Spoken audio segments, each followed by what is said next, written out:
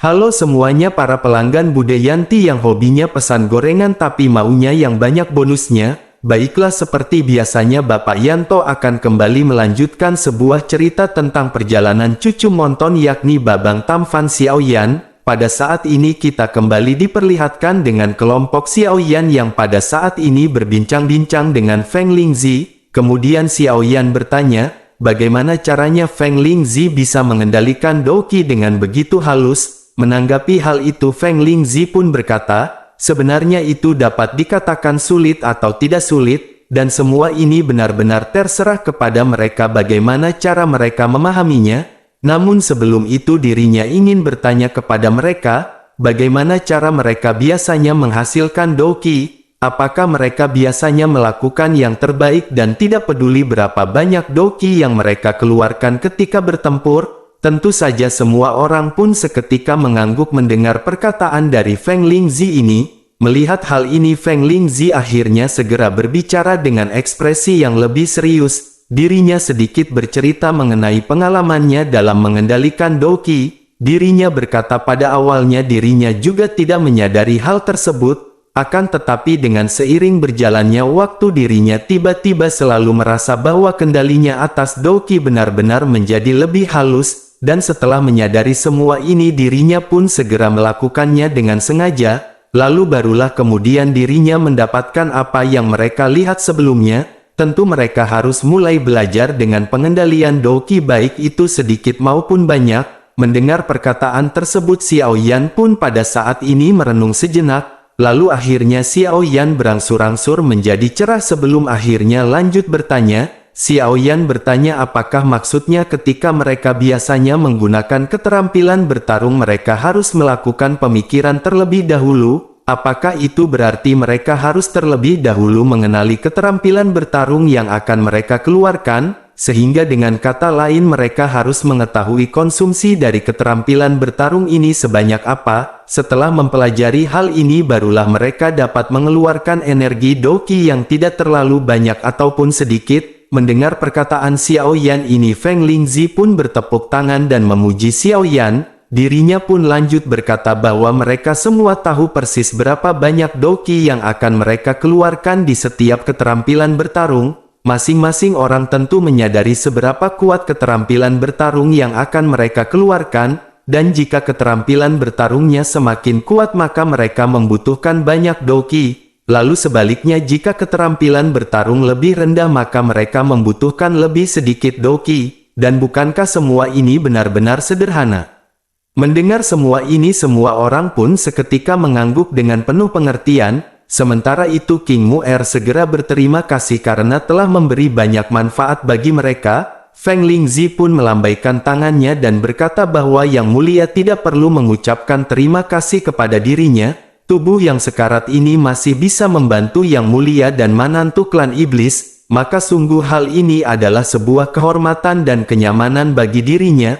Menanggapi hal itu King Mu'er pun tersenyum sebelum akhirnya melihat ke arah Qiu-Qiu di pangkuan Feng Lingzi. Pada akhirnya King Mu'er pun segera berkata karena Qiu-Qiu adalah monster sebelum bencana kuno, mengapa pada saat ini dirinya masih bisa hidup? Selain itu apakah kekuatannya hanya ada pada tahap bintang 2 Dodi? Selain itu pemikiran dari Qiu-Qiu ini seperti monster yang baru saja lahir. Mendengar hal itu Feng Lingzi pun pada akhirnya tidak bisa menahan nafas dan mulai menjelaskan.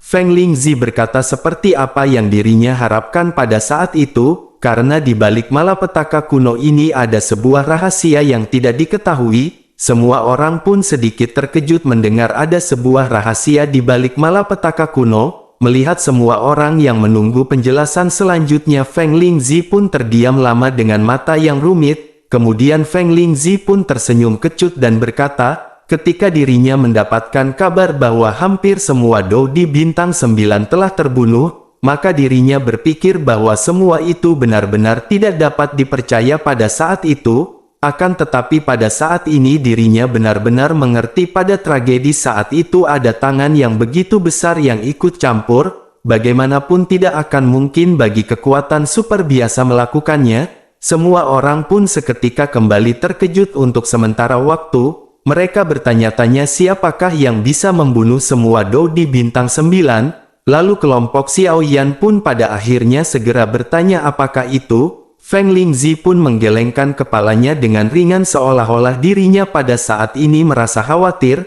kemudian dirinya pun menghela nafas dan berkata bahwa dirinya juga tidak mengetahuinya dengan pasti, namun yang dirinya ketahui sekarang sungguh sangat merepotkan bagi dirinya untuk memberitahu mereka tentang keterlibatan hebat tersebut. Mungkin pada saat ini hal yang baik bagi mereka untuk tidak mengetahui apa-apa. Feng Lingzi pada saat ini seolah-olah tidak ingin mengatakan terlalu banyak tentang permasalahan ini, lalu dirinya pada akhirnya segera menundukkan kepalanya dan menyentuh Qiu.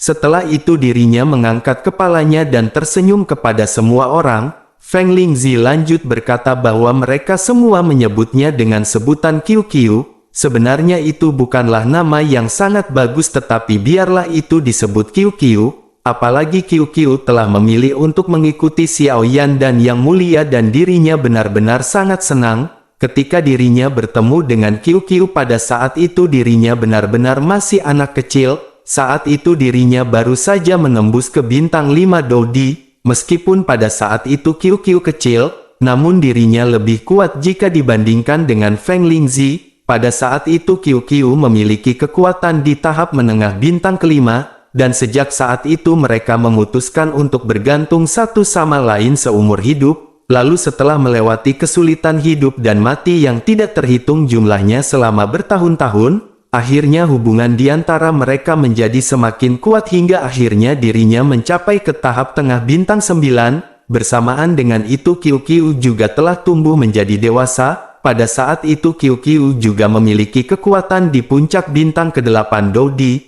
Tentu saja semua orang pada saat ini benar-benar tidak bisa menahan keterkejutan setelah mendengar penjelasan ini. Mereka benar-benar tidak menyangka bahwa Qiu benar-benar sangat kuat pada saat itu. Melihat semua orang terkejut, Feng Lingzi pun tersenyum tipis dan melanjutkan. Feng Lingzi berkata bahwa dirinya berpikir dirinya bisa bersama dengan Qiu selamanya. Akan tetapi dirinya tidak menyangka akan ada mana yang akan terjadi. Karena dalam malapetaka tersebut bahkan seorang Dou di bintang 9 pun tidak bisa terhindar, terlebih lagi dengan Qiu yang hanya berada di puncak bintang ke-8, maka setelah pertempuran yang pertama Feng Lingzi benar-benar terluka parah hingga hampir mati, lalu bersamaan dengan itu, Qiu juga pada saat itu benar-benar terluka parah, bahkan dirinya mencoba yang terbaik untuk melarikan diri dan tiba di sini.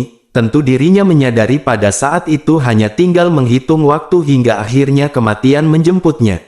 Namun sangat beruntung Qiu memiliki latar belakang yang luar biasa, oleh karena itu ada harapan bagi Qiu untuk terlahir kembali, dan yang perlu mereka ketahui pada saat ini adalah bahwa Qiu bukanlah monster biasa, akan tetapi binatang surgawi. Tentu saja semua orang belum pernah mendengar binatang surgawi. Akan tetapi mereka semua terkejut hanya dengan mendengar namanya. Feng Lingzi pun lanjut menjelaskan bahwa binatang surgawi adalah binatang yang disukai surga. Jadi klan ini bukan milik benua Dodi akan tetapi berasal dari langit berbintang misterius di luar wilayah dan darah mereka sangat mulia.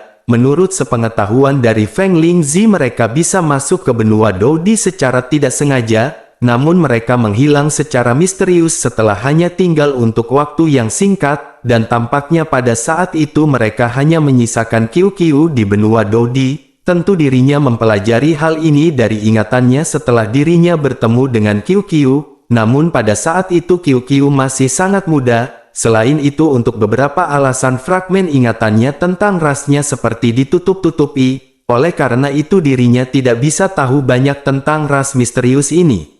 Mendengar hal itu semua orang pun mengangguk sementara Xiaoyan pada saat ini segera bertanya dengan mendesak. Xiaoyan pun segera bertanya karena asal-usul Qiu sangat luar biasa, jadi apakah ada kekuatan khusus yang dirinya miliki? Feng Lingzi pun akhirnya lanjut menjelaskan bahwa mereka telah menggunakan Qiu sepanjang jalan, tentunya mereka tahu bahwa dirinya bisa merasakan bahan obat langka di sekitar. Akan tetapi itu hanyalah salah satu dari kemampuan yang dirinya miliki, karena kemampuan kedua Qiu adalah selama dirinya tumbuh dewasa, maka itu akan mencapai puncak bintang 8 Dodi. Tentu saja semua orang menyadari hanya ada sedikit orang di benua Dodi yang dapat mencapai bintang 8 Dodi melalui kerja keras, namun untuk Qiu dirinya hanya perlu makan, minum, bermain dan tumbuh dewasa. Bukankah mereka berpikir bahwa garis keturunan ini benar-benar terlalu menakutkan?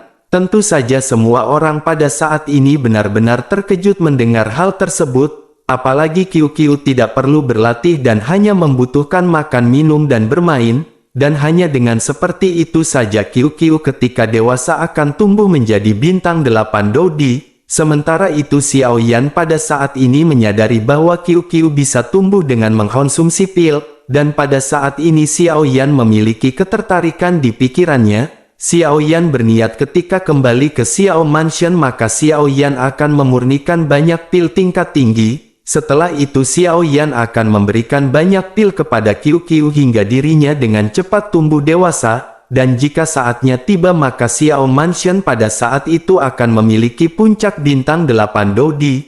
Namun Xiao Yan segera menekan kegembiraannya karena Xiao Yan tiba-tiba menyadari sesuatu. Xiao Yan menyadari semakin mulia monsternya maka akan semakin lama waktu yang dibutuhkan untuk tumbuh. Sehingga Xiao Yan pada saat ini hanya bisa merasakan penyesalan di hatinya. Lalu akhirnya Xiao Yan pun kembali bertanya kepada Feng Lingzi dengan penuh harap, apakah ada lagi kemampuan yang dimiliki Qiu? Mendengar hal tersebut Feng Lingzi pun mengangguk dan lanjut menjelaskan, dirinya berkata bahwa Qiu memiliki garis keturunan yang sangat unik, karena ketika mereka berada di ambang kematian jika mereka diresapi dengan energi Doqi yang cukup, maka kekuatan khusus dalam garis keturunan akan memiliki kesempatan tertentu untuk diaktifkan, dan hal itu dapat memberi mereka kesempatan untuk bisa dilahirkan kembali. Begitu kekuatan khusus dalam darah mereka diaktifkan, maka mereka akan segera mati dan kekuatan khusus ini akan menyerap esensi darah mereka dan beberapa fragmen memori penting. Lalu setelah itu mereka akan membentuk telur di tubuh mereka dan telur ini adalah telur yang mereka andalkan untuk kelahiran kembali. Setelah itu mereka akan tumbuh dengan sendirinya bersamaan dengan nutrisi yang sebelumnya dialirkan dari Doqi, dan hal itulah yang sebelumnya dirinya lakukan kepada Qiu hingga akhirnya dirinya bisa terlahir kembali. Setelah berbicara tentang kemampuan khusus Qiu, Feng Lingzi pun menghela nafas lega. Pada saat ini seolah-olah ketegangannya menyelamatkan Qiu masih jelas terlintas dalam ingatannya. Sementara itu Qiu juga pada saat ini terisak-isak mendengar penjelasan dari Feng Lingzi. Sementara itu Feng Lingzi pada saat ini segera menenangkan hatinya dan lanjut menjelaskan. Dirinya berkata bahwa pada saat itu dirinya juga mulai menyempurnakan ramuan. Jadi ramuan mujarab jenis ini adalah ramuan mujarab tingkat 7 yang relatif langka. Ramuan ini berfungsi untuk menyimpan Doqi di obat mujarab yang dapat dipertahankan untuk waktu yang lama. Tentu saja ramuan ini tidak bisa diminum langsung dan perlu diserap perlahan. Dirinya menyadari bahwa ramuan ini paling cocok untuk Qiu yang perlu menyerap banyak energi Doqi setiap saat. Oleh karena itu dirinya melakukan yang terbaik untuk memperbaiki ratusan pil penyimpanan Doqi. Setelah itu dirinya pun segera memasukkan pil-pil ini ke dalam tubuh Qiu. Setelah mempersiapkan semua ini dirinya benar-benar sudah berada di ujung hidupnya. Tentu dirinya tidak ingin Qiu tetap berada di ruang ini setelah dilahirkan kembali dan merasa terluka. Oleh karena itu dirinya mengirimkannya ke dunia luar dan meletakkannya dalam formasi gunung salju 5 cincin. Lalu ada beberapa unicorn salju kecil yang telah dirinya adopsi pada saat itu, dan dirinya berharap setelah terlahir kembali maka dirinya akan dapat memiliki teman bermain dan memulai hidup yang baru. Tentu dirinya benar-benar pada saat ini tidak berharap untuk bisa melihat Qiu lagi. Feng Lingzi pun membelai Qiu di dalam pelukannya, kemudian dirinya lanjut berkata bahwa dirinya pada saat ini benar-benar sangat senang dan lega, karena dirinya telah mengetahui bahwa Qiu masih hidup sebelum kesadaran jiwanya benar-benar menghilang.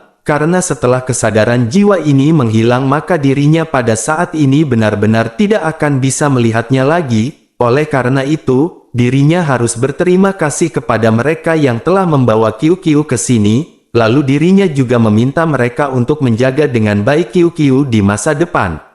Melihat hal ini semua orang pada saat ini benar-benar tertegun dan merasakan kesedihan. Xiao Yan pada saat ini dengan sungguh-sungguh segera berkata agar Tuan Feng Lingzi harap yakin, karena mereka akan selalu merawat Qiu Qiu dengan baik sehingga dapat tumbuh. Kemudian Feng Lingzi pun memandang ke arah Xiao Yan dan mengangguk sebelum akhirnya dirinya segera melambaikan tangannya ke udara. Bersamaan dengan itu sinar cahaya yang tidak terhitung jumlahnya meledak entah dari mana di udara. Sinar cahaya ini membentuk lembaran batu giok putih di depan semua orang. Saat ini Feng Lingzi pun lanjut berkata bahwa kedua slip giok ini adalah dua keterampilan bertarung yang paling dirinya banggakan, dan ini adalah hadiah bagi mereka karena mereka benar-benar berniat merawat Qiu Qiu. Melihat semua orang pada saat ini seperti akan menolak, Feng Lingzi pun terlihat marah, lalu dirinya segera melambaikan tangannya dan berkata agar mereka semua jangan menolak, karena tidak peduli betapa berharganya barang itu. Namun itu tidak akan ada artinya lagi bagi Feng Lingzi, akan tetapi benda ini masih akan dapat meningkatkan kekuatan mereka dan juga dapat berkontribusi lebih banyak untuk pertumbuhan Qiu Qiu. Feng Lingzi pun lanjut menunjuk ke slip batu giok di sebelah kiri dan mulai lanjut menjelaskan, dirinya berkata bahwa ini adalah salah satunya dan ini adalah teknik gerakan yang disebut langkah Feng Shen. Keterampilan ini merupakan tingkat penengah dari tingkat Di. Dan itu adalah teknik gerakan yang dirinya gunakan ketika dirinya bertarung dengan mereka sebelumnya. Mata semua orang pada saat ini menjadi cerah setelah mendengar bahwa ini adalah keterampilan pertempuran fisik tingkat menengah tingkat Di. Semua orang menyadari dari pertempuran sebelumnya, jika mereka benar-benar kewalahan menghadapi gerakan yang ditampilkan oleh Feng Lingzi, bahkan hampir tidak mungkin bagi semua orang untuk lulus ujian Feng Lingzi tanpa pengekangan dari domain es salju milik Ziying. Sementara itu di sisi lain Feng Lingzi sedikit tersenyum sebelum akhirnya menunjuk ke batu giok lainnya. Dirinya segera menjelaskan bahwa ini adalah keterampilan bertarung, ini adalah ilmu pedang Feng Shen yang membuat Feng Lingzi terkenal di benua Dodi. Mendengar hal ini Feng Feng tiba-tiba menjadi bersemangat, bahkan matanya tertuju pada slip batu giok dan jantungnya benar-benar berdebar-debar. Kemudian dirinya pun segera bertanya apakah ini benar-benar ilmu pedang. Tatapan kerumunan juga pada saat ini segera menoleh ke arah Feng Feng yang benar-benar terkejut. Tentu mereka segera menyadari bahwa semua ini benar-benar berkah untuk Feng Feng. Lalu tatapan Feng Lingzi juga mengikuti tatapan kerumunan hingga akhirnya terjatuh pada Feng Feng. Feng Lingzi pun segera menjelaskan ilmu pedang yang terkenal secara alami tidak akan buruk, karena keterampilan ini adalah keterampilan bertarung semu tingkat tinggi. Bahkan teknik pedang ini sangat misterius dan orang dengan pemahaman yang berbeda akan mempraktikkan gerakan pedang yang berbeda pula. Lalu Feng Feng pun menatap ke arah keterampilan bertarung ini dan mulutnya benar-benar terkejut. Kemudian dirinya benar-benar tidak menyangka bahwa keterampilan bertarung ini adalah keterampilan bertarung tingkat semu peringkat atas. Semua orang juga benar-benar terkejut dengan penuh kegembiraan dan bahagia atas Feng Feng.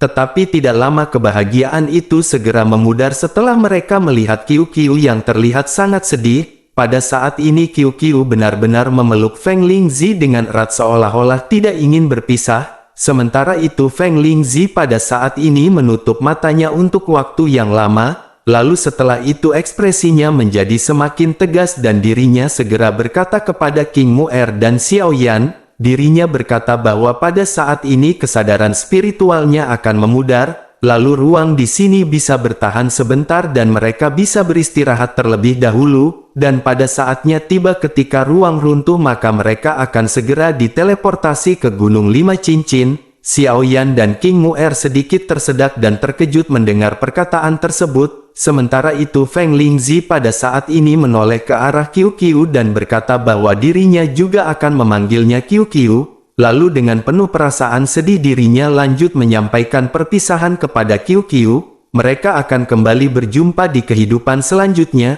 Setelah itu dirinya menoleh ke arah kelompok Xiao Yan dan mengucapkan terima kasih. Dan bersamaan dengan itu sosok Feng Lingzi pun menjadi semakin ilusi. Kemudian dirinya secara bertahap benar-benar berubah menjadi kehampaan dalam perpisahan diam-diam dari kerumunan.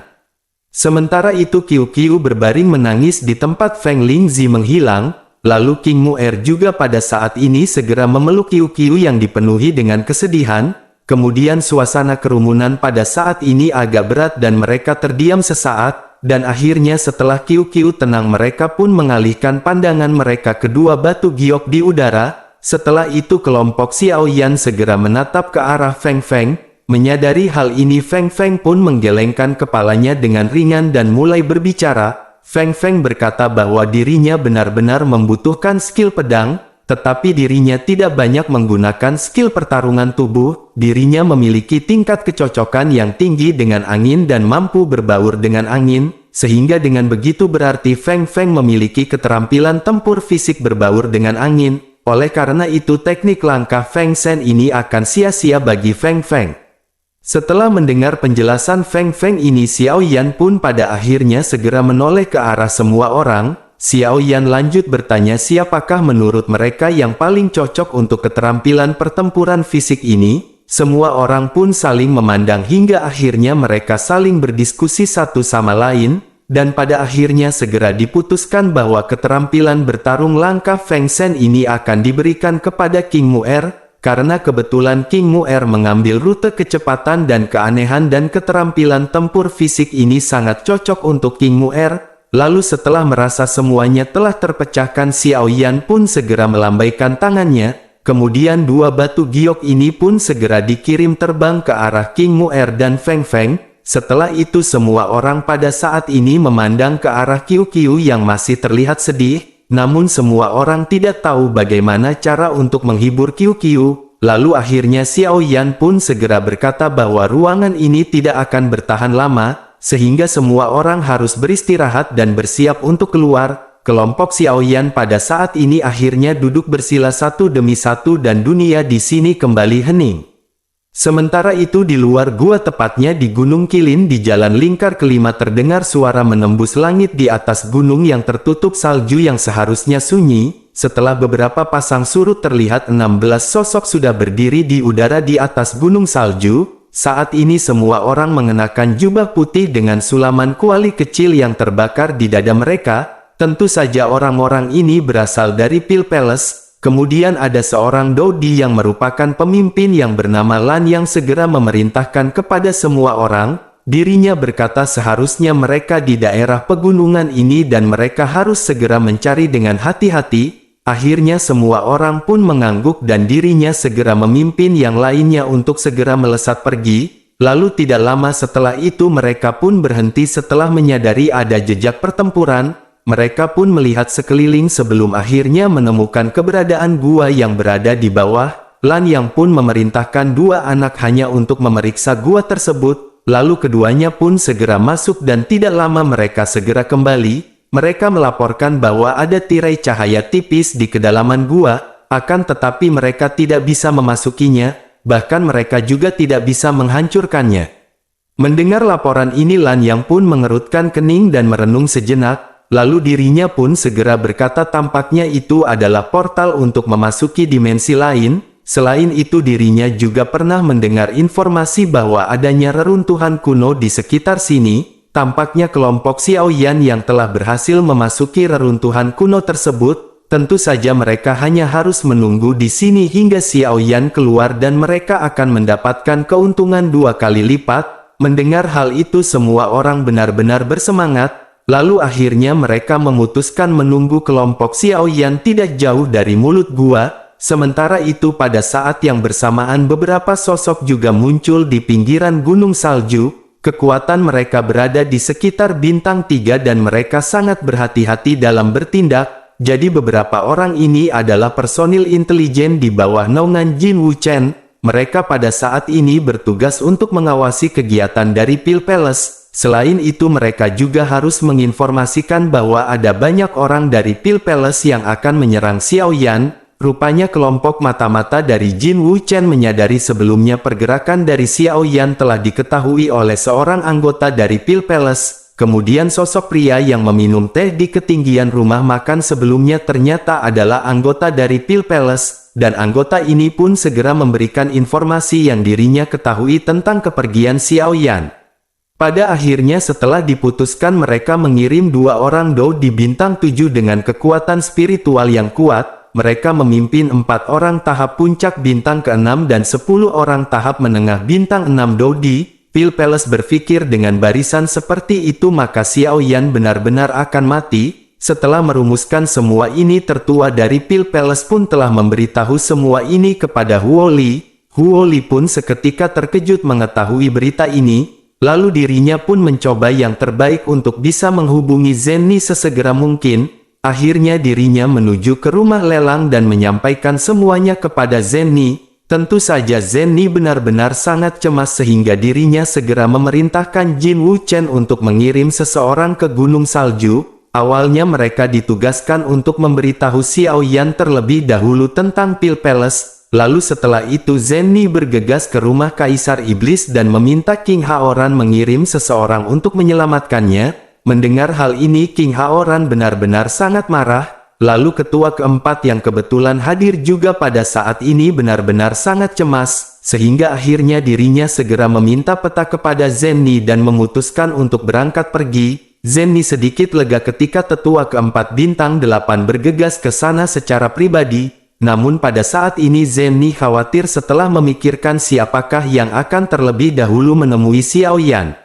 Sementara itu kembali ke Xiao Yan yang pada saat ini masih berada di reruntuhan kuno yang sedang menikmati kopi hitam buatan Budayanti. Lalu tidak lama setelah itu langit dan bumi segera bergetar, kemudian kelompok Xiao Yan menyadari bahwa runtuhnya tempat ini telah tiba. Lalu tidak lama suara yang menggelegar segera terdengar di langit. Kemudian kelompok Xiao Yan melihat ke atas di mana langit seolah-olah pada saat ini telah dirobek oleh 2 tangan yang tidak terlihat, dan pada akhirnya semburan cahaya segera melapisi semua orang dan sosok Xiao Yan benar-benar menghilang.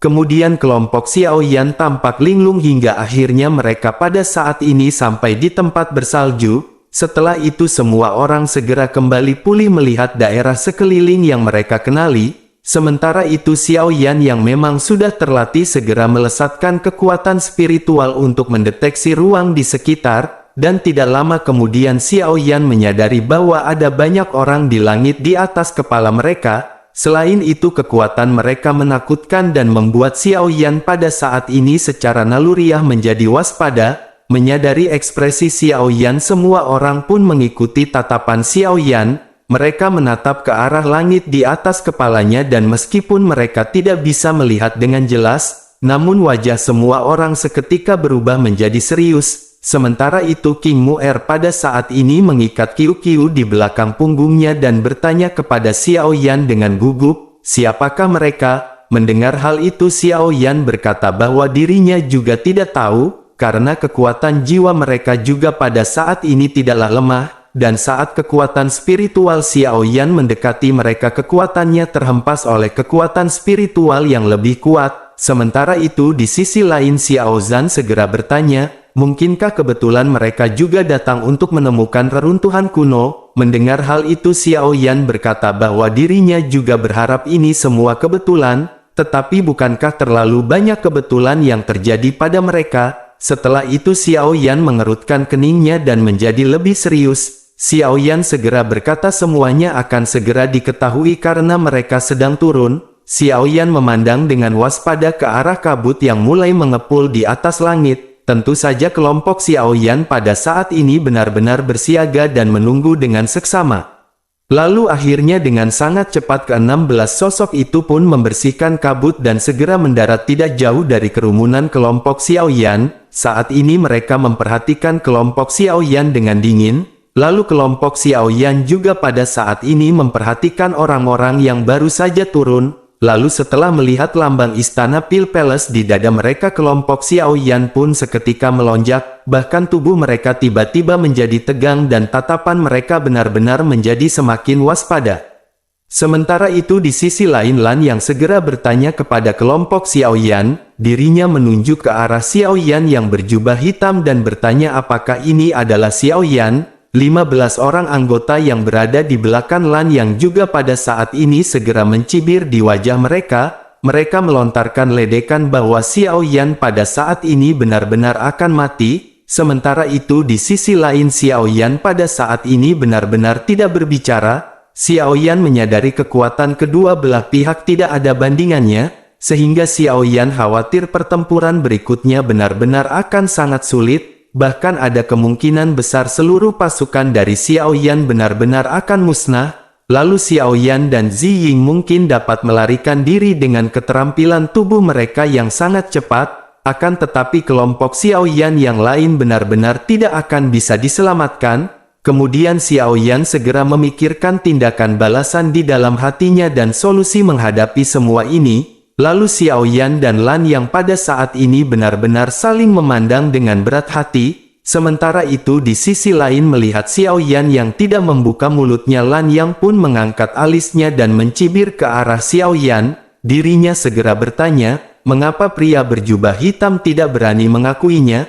Apakah pria berjubah hitam ini benar-benar takut? Apakah pria berjubah hitam berpikir mereka tidak tahu bahwa itu adalah Xiao Yan? Bahkan meskipun dirinya tidak mengakuinya, maka mereka tetap akan membantai kelompok Xiao Yan. Dan alasan mengapa Lan yang pada saat ini begitu sinis dan sarkastik dan tidak langsung menyerang kelompok Xiao Yan adalah karena dirinya tiba-tiba sedikit tidak yakin apakah pemuda berjubah hitam ini adalah Xiao Yan, walaupun dirinya telah melihat gambaran wajah Xiao Yan sebelum datang ke sini. Oleh karena itu dirinya mengenali pria berbaju hitam sekilas sebagai Xiao Yan. Akan tetapi ketika dirinya merasakan fluktuasi doqi dari orang ini, dirinya benar-benar menjadi sedikit curiga dan bertanya-tanya, apakah ini adalah Xiao Yan? Karena berdasarkan informasi sebelumnya dirinya telah diberitahu bahwa Xiao Yan telah menerobos ke bintang 5 Dodi. Namun mengapa pada saat ini fluktuasi doqi pemuda berjubah hitam berada di tahap bintang 6, terlebih lagi pada saat ini tingkatannya berada di bintang 6 tahap menengah? Sehingga dirinya pun bertanya-tanya di dalam hatinya, apakah orang ini adalah orang lain yang terlihat sangat mirip dengan Xiao Yan? Oleh karena itu pada saat ini dirinya harus memastikan apakah ini adalah sosok Xiao Yan atau bukan. Sementara itu wakil pemimpin dari operasi ini pada saat ini segera berbicara kepada Lan Yang. Dirinya berkata mengapa pada saat ini mereka tidak langsung membantainya. Meskipun orang tersebut tidak mengakui bahwa dirinya adalah Xiao Yan, tetapi mereka pada saat ini memiliki harta yang sangat bagus. Selain itu ada dua wanita cantik di sana dan mereka bisa bersenang-senang. Lalu setelah membunuh semuanya maka mereka akan segera mendapatkan harta karun yang telah mereka dapatkan dari reruntuhan kuno. Mendengar perkataan ini Xiao Zhan benar-benar tidak bisa tahan lagi, kemudian dirinya segera maju selangkah dengan wajah pucat menunjuk ke arah kerumunan dari Pil Palace. Saat ini Xiao Zhan bertanya apa yang pada saat ini mereka bicarakan, lakukan saja apa yang ingin mereka lakukan kepada kelompok Xiao Yan jika mereka memiliki kemampuan, atau mungkin pada saat ini mereka hanya tahu caranya menggonggong seperti anjing yang hobinya melolong di warung Budayanti.